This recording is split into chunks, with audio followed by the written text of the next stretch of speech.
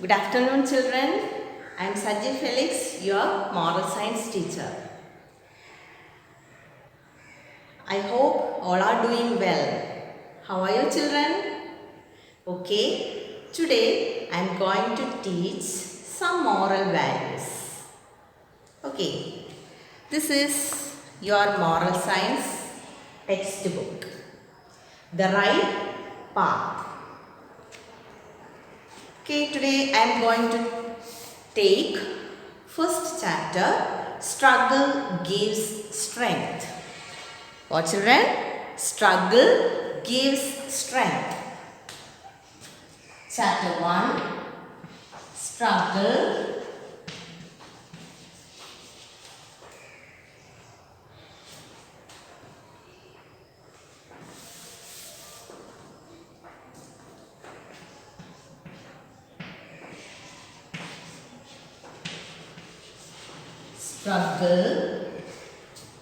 gives strength.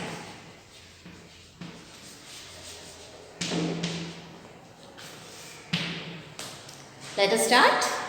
Okay, are you ready?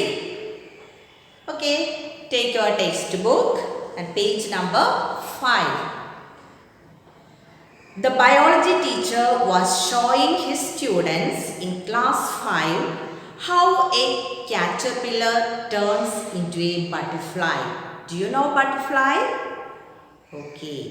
Butterfly കാണാൻ നല്ല ഭംഗിയാണ് അല്ലേ? അപ്പോൾ biology teacher was showing his students in class 5. Which class? Class 5. How a caterpillar. What is caterpillar? What do you mean by caterpillar? It is the larva of a butterfly. Larva എന്ന് പറഞ്ഞാൽ എന്താണ്? പുഴു. നിങ്ങൾ കണ്ടിട്ടില്ലേ ബട്ടർഫ്ലൈയുടെ പുഴു ഇങ്ങനെ ചെടിയിലൊക്കെ ഓടി നടക്കുന്നത് കണ്ടിട്ടില്ലേ? കാണാൻ നല്ല ഭംഗിയുള്ള കളർഫുൾ ആയിട്ടുള്ള പുഴുവാണ് അല്ലേ? അതിനെയാണ് ലാർവ എന്ന് പറയുന്നത്. ബട്ടർഫ്ലൈയുടെ ലൈഫ് സർക്കിളൊക്കെ നിങ്ങൾ പഠിച്ചിട്ടുണ്ടാവും. ആദ്യം എഗ്ഗാണ്, പിന്നെ അത് ലാർവയാകും, അതായത് പുഴുവാകും. പിന്നെ കുറച്ച് നാൾ കഴിയുമ്പോൾ അത് കൊക്കൂണാകും. അതിൽ നിന്നാണ് ആ കൊക്കൂൺ പൊട്ടിയാണ് ബട്ടർഫ്ലൈ വരുന്നത്. Once again, the biology teacher was showing his students in class 5 how a caterpillar turns into a butterfly. He told the students that in the next 2 hours, the butterfly would emerge from the cocoon. Emerge means to come out. From where? From the cocoon. Cocoon means the silky covering. കണ്ടിട്ടില്ലേ നിങ്ങൾ ചെടിയിലൊക്കെ hang ചെയ്ത് കിടക്കുന്നത് കാണാം. ഈ caterpillar ഭയങ്കര വിശപ്പായിരിക്കും. അത് കുറേ ഇലകളൊക്കെ ഭക്ഷിച്ച് കഴിയുമ്പോൾ അതിങ്ങനെ അനങ്ങാതെ ഒരിടത്ത് പോയിരിക്കും. കുറച്ച് സമയം കഴിയുമ്പോൾ അതിൻ്റെ പുറമെ ഇങ്ങനെ ഫൈബേഴ്സ് വന്നത് കവർ ചെയ്തിട്ട് നല്ല സിൽക്കി ആയിട്ട് ഷൈനി ആയിട്ടുള്ളൊരു കൊക്കൂണായിട്ട് മാറും. അപ്പോൾ what's the biology teacher told? He told the students that the next 2 hours, 2 മണിക്കൂറിനുള്ളിൽ, the butterfly would emerge. Emerge means come out from the cocoon. ഇപ്പോൾ ബയോളജി ടീച്ചർ ഒരു കൊക്കൂണാണ് അവിടെ വെച്ചിരിക്കുന്നത്. ആ കൊക്കൂണിൽ നിന്ന് എങ്ങനെയാണ് ബട്ടർഫ്ലൈ പുറത്ത് വരുന്നതെന്ന് നിങ്ങൾക്ക് 2 മണിക്കൂറിനുള്ളിൽ കാണാൻ സാധിക്കും. He asked the students to observe it carefully. What the biology teacher told? He asked the students to observe. Observe means view. നിങ്ങൾ നന്നായിട്ട് നോക്കിക്കൊള്ളുക. And observe it carefully and left for teachers meeting. അങ്ങനെ പറഞ്ഞിട്ട് biology teacher എവിടെ പോയി? ഒരു teachers മീറ്റിങ്ങിനായിട്ട് പോയി. The students were eagerly waiting to see the butterfly. ഒരു ഭയങ്കര ആകാംക്ഷയാണ്. Here look at the picture.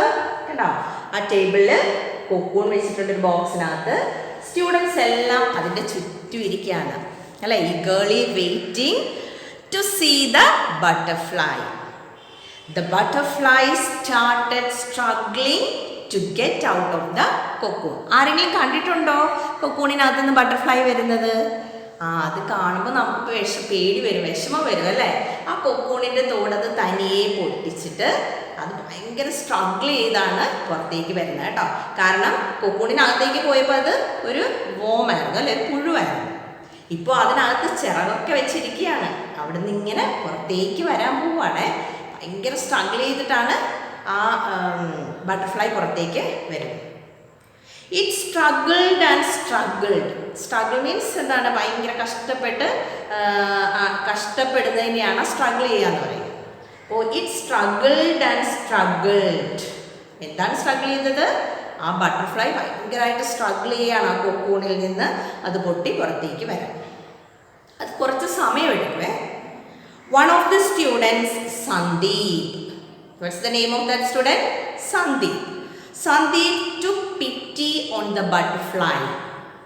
സന്ദീപിന് ഇത് കണ്ടിട്ട് ഭയങ്കര പിറ്റി മീൻസ് ഫീലിംഗ്, ഒരു ഫീലിംഗ് ആണ്. ഭയങ്കര അനുകമ്പ തോന്നുന്ന ഒരു ഇതാണ്. സിമ്പതി തോന്നില്ലേ? ആരെങ്കിലും കഷ്ടപ്പെടുന്ന കാണുമ്പോൾ നമുക്കൊന്ന് ഹെൽപ്പ് ചെയ്യാൻ തോന്നുന്ന ഒരു സിമ്പതി. അപ്പോൾ Sandeep took pity on the butterfly. He felt he should help it come out of the cocoon. അല്ലേ, അവന് തോന്നി ഈ ബട്ടർഫ്ലൈ ഒന്ന് ഹെൽപ്പ് ചെയ്താലോ, ആ കൊക്കൂണിൽ നിന്ന് പുറത്തേക്ക് വരാനായിട്ട് ഒന്ന് ഹെൽപ്പ് ചെയ്താലോ, നമുക്ക് ആ കൊക്കൂണൊക്കെ ഒന്ന് പൊളിച്ചു കൊടുത്താലോ എന്ന് ആരാ തിങ്ക് ചെയ്തത്? Sandeep. He wanted to put an end to the struggle of the, turn the page, of the butterfly. അവന് ബട്ടർഫ്ലൈ സ്ട്രഗിൾ ചെയ്ത് കണ്ടിട്ട് അവന് ഒട്ടും സാധിച്ചില്ല. അവന് സങ്കടം വന്നു. അപ്പോൾ അവൻ വിചാരിച്ചു എങ്ങനെയെങ്കിലും ഇതിനെ ഒന്ന് രക്ഷപ്പെടുത്തി എടുക്കാം. And so he broke the cocoon. അവൻ എന്ത് ചെയ്തു? ആ കൊക്കൂണ് പൊട്ടിച്ചു കൊടുത്തു.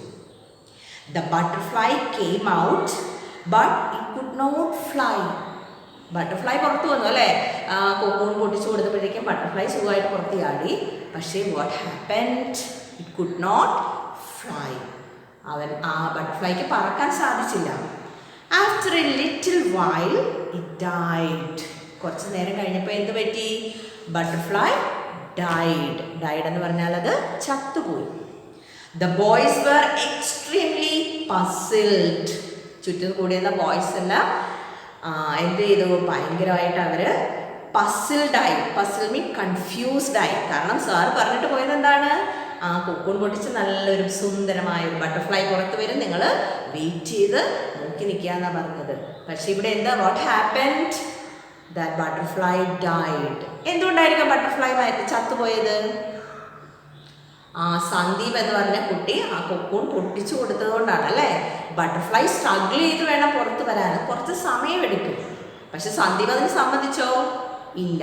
സന്ദീപ് പിറ്റി തോന്നിയിട്ട് പെട്ടെന്ന് അതിനെ പൊട്ടിച്ചു കൊടുത്തു. അതുകൊണ്ട് ആ ബട്ടർഫ്ലൈ ചത്തുപോയി അല്ലേ? When the teacher returned from the meeting, teacher meeting കഴിഞ്ഞിട്ട് തിരിച്ചു വന്നപ്പോൾ the students told him what had happened. കുട്ടികൾ ഉടനെ പറഞ്ഞു കൊടുത്തു അല്ലേ? നിങ്ങൾ പറയത്തില്ലേ മിസ് വരുന്ന ഉടനെ ഇവനായത് ചെയ്തതെന്നൊക്കെ പറഞ്ഞു കൊടുക്കത്തില്ലേ? അവരെല്ലാവരും കൂടെ സന്ദീപാണ് ഇത് ചെയ്തതെന്ന് സാറിനോട് പറഞ്ഞു കൊടുത്തു. The teacher was very sad. കാരണം ഈ കൊക്കൂണിനെ കഷ്ടപ്പെട്ടാണ് സാർ ആ കൊക്കൂൺ, നമ്മൾ ചെടികളിൽ കൊക്കൂൺ ഇരിക്കുന്ന കണ്ടിട്ടില്ലേ? നിങ്ങൾ കൊക്കൂണും അതിൻ്റെ പ്യൂപ്പയൊക്കെ ഇരിക്കുന്ന കണ്ടിട്ടില്ലേ? അത് നമ്മൾ ടച്ച് ചെയ്ത് കഴിഞ്ഞാൽ ആ പുഴു ചത്തുപോകും കേട്ടോ. അപ്പോൾ അതിനെ നിങ്ങൾ നോക്കാനായിട്ട് എടുത്തിങ്ങനെ കിളിക്കൊന്നും നോക്കാൻ പാടില്ല. ഷെയ്ക്ക് ചെയ്താൽ ബട്ടർഫ്ലൈ അതിനകത്ത് ചത്തുപോകും. അപ്പോൾ സാറ് ഭയങ്കര കഷ്ടപ്പെട്ടാണ് അതിനെ എടുത്ത് ക്ലാസ് റൂമിൽ കൊണ്ടുപോകുന്നത്. So the teacher was very sad. ടീച്ചറിന് ഭയങ്കര വിഷമമായി. He called Sandeep. അദ്ദേഹം എന്ത് ചെയ്തു? സന്ദീപിനെ വിളിച്ചു. And explained to him that it is a law of nature. അല്ലേ, അതൊരു പ്രകൃതി നിയമമാണ്. എങ്ങനെയാണ്? ഈ ബട്ടർഫ്ലൈ ആ കൊക്കൂൺ സ്വന്തമായിട്ട് പൊട്ടിച്ച് പുറത്ത് വരണമെന്നുള്ളത് പ്രകൃതിയുടെ നിയമമാണ്. ലോ ഓഫ് നേച്ചറാണ് കേട്ടോ, പ്രകൃതി നിയമമാണ്. That in the course of the struggle to come out of the cocoon. എന്താണ്? കൊക്കൂണിൽ നിന്ന് അതിങ്ങനെ സ്ട്രഗിൾ ചെയ്ത് വേണം പുറത്ത് വരാൻ. അതൊരു ലോ ഓഫ് നേച്ചറാണ്. The wings of the butterfly develop and get strengthened. അങ്ങനെ സ്ട്രഗിൾ ചെയ്താൽ മാത്രമേ ആ ബട്ടർഫ്ലൈ അതിൻ്റെ വിങ്സ് ഒക്കെ കറക്റ്റായിട്ട് ഡെവലപ്പായി അത് നല്ല ശക്തിയുള്ളതായിട്ട് മാറും, സ്ട്രെങ്തൻ ആയിട്ട് മാറണം. കാരണം ഈ കൊക്കൂണിനകത്തിരിക്കുമ്പോൾ അതിൻ്റെ വിങ്സ് വെറ്റായിരിക്കും, നനഞ്ഞ ചിറകുകളായിരിക്കും. അപ്പോൾ അതിങ്ങനെ സ്ട്രഗിൾ ചെയ്ത് വരുമ്പോഴാണ് ആ ചിറക് വെച്ചൊക്കെ ഇങ്ങനെ ഇളക്കിയാണ് ആ കൊക്കുണത് പൊട്ടിക്കുന്നത്, അല്ലെ, ബ്രേക്ക് ചെയ്യുന്നത്. അപ്പോൾ മാത്രമേ അതിൻ്റെ ചിറകിന് ശക്തി കിട്ടൂ, സ്ട്രെങ്തൻ ആവും. മാത്രമല്ല അത് വെറ്റ് ആകുന്നത് ഡ്രൈ ആകണം. ആ വെറ്റ് വിങ്സ് ഡ്രൈ ആയി മാറുന്നതിനുള്ള സമയം കൂടിയാണ് അതിൻ്റെ ആ സ്ട്രഗ്ലിംഗ് പീരീഡ്. അത് നശിപ്പിച്ചത് ആരാണ്? Sandeep had deprived the butterfly of its struggle, due to which its wings remained weak and didn't develop. അല്ലേ, സന്ദീപ് ആ ലോ ഓഫ് നേച്ചറിനെ തെറ്റിച്ചു. സന്ദീപ് ആ ബട്ടർഫ്ലൈയെ ഹെൽപ്പ് ചെയ്തതിൻ്റെ ഫലമായിട്ട് എന്ത് പറ്റി? Due to which it wings remained week.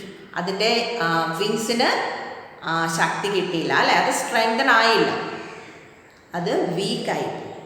And didn't develop, അതുകൊണ്ട് തന്നെ അത് ഡെവലപ്പ് ആയത് അനുസരിച്ച് പറക്കാനായിട്ടുള്ള വളർച്ചയും വിങ്സിന് കിട്ടിയില്ല. By helping the butterfly he had actually killed it. കണ്ടോ, സാധാരണ നമ്മൾ ഹെൽപ്പ് ചെയ്യുന്നത് നല്ലതിനാണ്, അല്ലേ? പക്ഷെ ഇവിടെ സന്ദീപ് ബട്ടർഫ്ലൈയെ ഹെൽപ്പ് ചെയ്തതിൻ്റെ ഫലമായിട്ട് ബട്ടർഫ്ലൈക്ക് എന്ത് സംഭവിച്ചു? ബട്ടർഫ്ലൈയെ അവൻ കിൽ ചെയ്തു, അതിനെ കൊന്നു കളയുകയാണ് ചെയ്തത്. In the name of helping, what is the moral of this story? This is the last paragraph. Carefully read it. In the name of helping, we sometimes cause irreparable harm to our beloved ones. Irreparable എന്ന് പറഞ്ഞാൽ എന്താണ്? ഒരിക്കലും repair ചെയ്യാൻ പറ്റാത്ത വിധം നമ്മൾ ചിലരെ നശിപ്പിക്കുകയാണ് ചെയ്യുക, കേട്ടോ. ഹാം ചെയ്യുന്നു, മറ്റുള്ളവരെ നമ്മൾ നശിപ്പിക്കും. ഒരുപാട് ഹെൽപ്പ് ചെയ്ത് കൊടുത്താൽ, ഫോർ എക്സാമ്പിൾ, നിങ്ങളുടെ പേരൻസ് നിങ്ങളെ പഠനത്തിൽ ഒരുപാട് ഹെൽപ്പ് ചെയ്യും. ടീച്ചേഴ്സ് തരുന്ന നോട്ട്സ് അവർ എഴുതി തരും, അല്ലേ? പിന്നെ ഹോംവർക്ക് കോപ്പിയൊക്കെ അവർ എഴുതി തരുമ്പോൾ അവർ ശരിക്കും ആരെയാണ് ഹാം ചെയ്യുന്നത് അല്ലെങ്കിൽ നശിപ്പിക്കുന്നത്? ആരെയാണ്? നിങ്ങളെ തന്നെയാണ്. അപ്പോൾ ആവശ്യമില്ലാത്ത ഹെൽപ്പ് കൊടുത്ത് ആരെയും നശിപ്പിക്കാൻ പാടില്ല, കേട്ടോ. ഫസ്റ്റ് സെൻറ്റൻസ് ഒന്നുകൂടെ നോക്കിയേ. In the name of helping we sometimes cause, എപ്പോഴും അല്ല, നല്ല ഹെൽപ്പ് ആവശ്യമാണ്. we sometimes cause irreparable harm to our beloved ones. നമ്മളുടെ ഏറ്റവും പ്രിയപ്പെട്ടവരെ ആയിരിക്കുമല്ലോ നമ്മൾ ഹെൽപ്പ് ചെയ്യുക. അപ്പോൾ ആ ഹെൽപ്പ് ചിലപ്പോൾ ദോഷമായിട്ട് മാറും. when parents or teachers encourage kids to do something on their own, അതായത് പാരൻസോ ടീച്ചേഴ്സോ കുട്ടികളെ ചിലത് സ്വയം ചെയ്യാനായിട്ട് എൻകറേജ് ചെയ്യുമ്പോൾ it doesn't mean that they don't want to help them എന്ന് വെച്ചാൽ, അതായത് ചിലപ്പോൾ പാരൻസ് നിങ്ങളോട് പറയും ഈ മുറിയൊക്കെ ഒന്ന് ക്ലീൻ ചെയ്തിട്ടേ, അല്ലെങ്കിൽ ടീച്ചേഴ്സ് പറയും നിങ്ങൾക്ക് എന്തെങ്കിലും അസൈൻമെൻ്റ് ഒക്കെ തരത്തില്ലേ, നിങ്ങൾ സ്വന്തമായിട്ട് എന്തെങ്കിലും ഉണ്ടാക്കാൻ പറയും. അപ്പോൾ അതുകൊണ്ട് ഉദ്ദേശിക്കുന്നത് എന്താണ്? നിങ്ങളത് സ്വന്തമായിട്ട് ചെയ്യണം, ആരുടെയും ഹെൽപ്പില്ലാതെ നിങ്ങൾ സ്വന്തമായിട്ട് ചെയ്യണം. അതിന് വേണ്ടിയിട്ടാണ് തരുന്നത്. അപ്പോൾ ടീച്ചേഴ്സ് തരുന്ന കാര്യം ചെയ്യാനായിട്ട് പേരൻസ് ഹെൽപ്പ് ചെയ്യുകയോ, പേരൻസ് ചെയ്യാൻ പറയുന്ന കാര്യങ്ങൾ നിങ്ങളുടെ ബ്രദേഴ്സോ അല്ലെങ്കിൽ മൂത്ത ചേച്ചിയോ ചേട്ടനോ ഒക്കെ ഹെൽപ്പ് ചെയ്യുമ്പോൾ നിങ്ങൾ അതിൽ ഒട്ടും ചെയ്യാനായിട്ട് പരിചയം നേടാതെ പോകും, കേട്ടല്ലോ. ഓക്കെ, അപ്പോൾ it doesn't mean that they don't want to help them. അപ്പോൾ അങ്ങനെ സ്വന്തമായിട്ട് ചെയ്യാൻ പറയുന്നതിൽ മറ്റൊരാളുടെ ഹെൽപ്പ് ആവശ്യമില്ല. They are in fact helping the kids in becoming strong and independent. അപ്പോൾ തനിയെ ചെയ്യുമ്പോൾ ശരിക്കും എന്താണ് സംഭവിക്കുന്നത്? ആ കുട്ടികൾ സ്ട്രോങ്ങും ഇൻഡിപെൻഡൻറ്റുമായിട്ട് മാറുകയാണ് ചെയ്തത്. തനിയെ ചെയ്ത് പഠിച്ചാലേ നമ്മൾ സ്ട്രോങ് ആവും, അല്ലേ? ഏത് സിറ്റുവേഷനിലും നമ്മൾ ജീവിക്കാൻ പഠിക്കണമെങ്കിൽ നമ്മളെല്ലാം സ്വന്തമായിട്ട് ചെയ്യണം. ഇപ്പം നിങ്ങൾ തന്നെ സ്വന്തമായിട്ട് നിങ്ങളുടെ ഡ്രസ്സ് വാഷ് ചെയ്യാം, ഇല്ലേ? നിങ്ങളുടെ റൂമൊക്കെ ക്ലീൻ ചെയ്തിടാം, നിങ്ങളുടെ ടേബിൾ അറേഞ്ച് ചെയ്ത് വയ്ക്കാം. ഇങ്ങനെയുള്ള കാര്യങ്ങളൊക്കെ തനിയെ ചെയ്യണം. രാവിലെ എഴുന്നേറ്റ് ഹെയർ കോംബ് ചെയ്യാം, നന്നായിട്ട് മുടിയൊക്കെ കെട്ടി വയ്ക്കുക, അങ്ങനെയൊക്കെ ചെയ്യുമ്പോൾ. അതുപോലെ ഡ്രസ്സ് ഇടാനായിട്ട് ചില കുട്ടികൾക്ക് ഡ്രസ്സ് ഇടാൻ അറിഞ്ഞുകൂടാ, പേരൻസല്ലേ ഇട്ട് കൊടുക്കുന്നത്. അപ്പോൾ ഡ്രസ്സൊക്കെ കറക്റ്റായിട്ട് ഇടാൻ, സോക്സ്, ഷൂ, ടൈ ഇതൊക്കെ ഇടാനായിട്ട് നമ്മൾ സ്വന്തമായിട്ട് പഠിക്കണമെങ്കിൽ നമ്മൾ സ്ട്രോങ് ആകും. Okay, strong and independent. Independent means free. നമ്മൾ ഫ്രീ ആയിരിക്കണം, ആരുടെയും ഹെൽപ്പില്ലാതെ എല്ലാം നമ്മൾ സ്വന്തമായിട്ട് ചെയ്യാനായിട്ട് പഠിക്കണം. Those who face hardships and obstacles turn out stronger than those who have never faced them.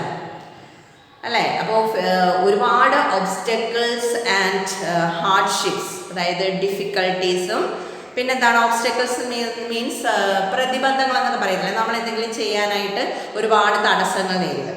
ഇപ്പോൾ നിങ്ങൾ തന്നെ ഒരു പെയിൻറ്റ് ചെയ്യാൻ പോവുകയാണ്, നിങ്ങളുടെ വീട് നിങ്ങൾ പെയിൻറ്റ് ചെയ്യാൻ പോവുകയാണ്. അപ്പോൾ ഒരുപാട് നിങ്ങൾക്ക് അതിൻ്റെ മുമ്പിൽ ഒരുപാട് തടസ്സങ്ങളുണ്ട്. നിങ്ങൾക്ക് അതിനുള്ള ബ്രഷ് വേണം, പെയിൻറ്റ് വേണം, ഇതൊക്കെ കടയിൽ പോയി വാങ്ങിക്കണം അല്ലേ.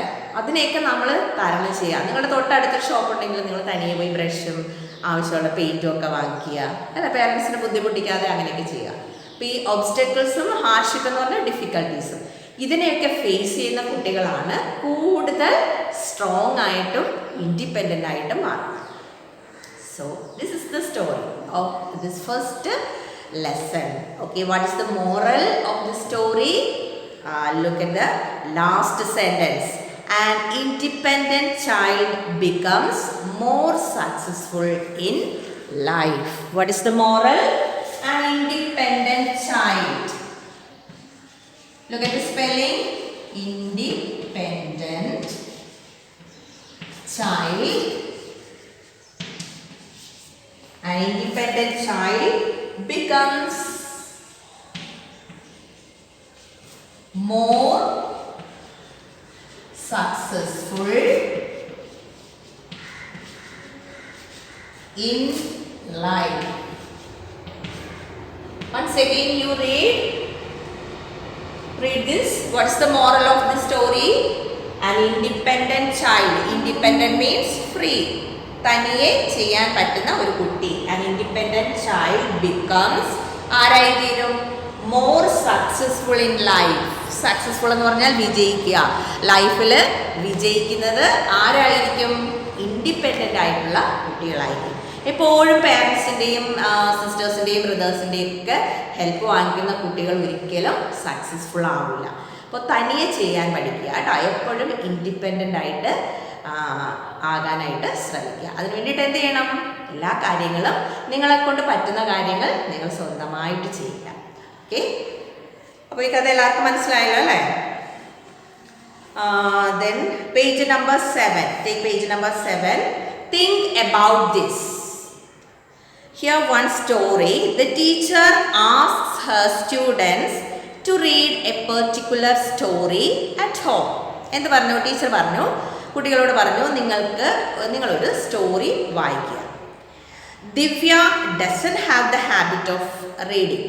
ദിവ്യ എന്ന് പറഞ്ഞ പെൺകുട്ടിക്ക് റീഡിങ് ഒരു ഹാബിറ്റേ അല്ല, അവൾക്ക് ഇഷ്ടമല്ല വായിക്കുന്നത്. She is reading a story for the first time. Teacher പറഞ്ഞതുകൊണ്ട് അവൾ ആദ്യമായിട്ടാണ് ഒരു സ്റ്റോറി വായിക്കുന്നത്. She reads 2 lines and gives up. അവൾ 2 വരികളെ വായിച്ചു. അതിനുശേഷം അവളത് ഇട്ടിട്ട് പോകും. She asks her mother to read the story and explain it to her. അവൾ എന്ത് ചെയ്തു? അമ്മയുടെ അടുത്ത് എന്നിട്ട് പറഞ്ഞു, അമ്മ പ്ലീസ് എനിക്കിതൊന്ന് വായിച്ചതാ എന്ന് പറഞ്ഞു. അപ്പം നേരത്തെ നമ്മൾ ഈ ഫസ്റ്റ് ലെസണിൽ നമ്മൾ ഏത് മോറലാണ് നമുക്ക് കിട്ടിയത്? ഇൻഡിപെൻഡൻ്റ് ആയിരിക്കണം അല്ലേ? അപ്പോൾ ഇവിടെ ദിവ്യ ഇൻഡിപെൻഡൻ്റ് ആണോ? അല്ല, അവൾക്ക് റീഡ് ചെയ്യാൻ മടിയാണ്, അവൾക്ക് ഇഷ്ടമല്ല. അതുകൊണ്ട് അവൾ എന്ത് ചെയ്തു? അമ്മയുടെ ഹെൽപ്പ് ചോദിച്ചു. Okay, Deepthi, another girl. Deepthi on the other hand reads the story on her own. അവൾ സ്വന്തമായിട്ട് വായിച്ചു. സ്വന്തമായിട്ട് വായിക്കാതിരുന്നത് ആരാണ്? ദിവ്യ. ദീപ്തി സ്വന്തമായിട്ട് വായിച്ചു. Understands it. അവൾ ആ കഥ സ്വന്തമായിട്ട് വായിച്ച് മനസ്സിലാക്കി.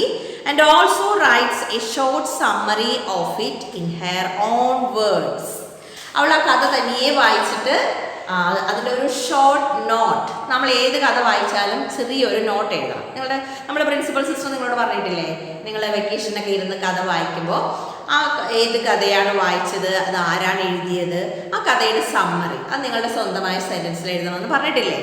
അതേപോലെ ദീപ്തിയും കഥ വായിച്ചിട്ട് അവൾ സ്വന്തമായിട്ട് അതിൻ്റെ സമ്മറി എഴുതി. ഇനിയാണ് നിങ്ങൾക്കുള്ളത് ആക്ടിവിറ്റി കേട്ടോ. എന്താണ്? What future do you predict for Divya and Deepthi? നിങ്ങൾ ഈ ദിവ്യയും ദീപ്തിയെയും എങ്ങനെയാണ് വിലയിരുത്തുന്നത്? ആരായിരിക്കും ലൈഫിൽ സക്സസ്ഫുൾ ആവുക, ദിവ്യ ഓർ ദീപ്തി?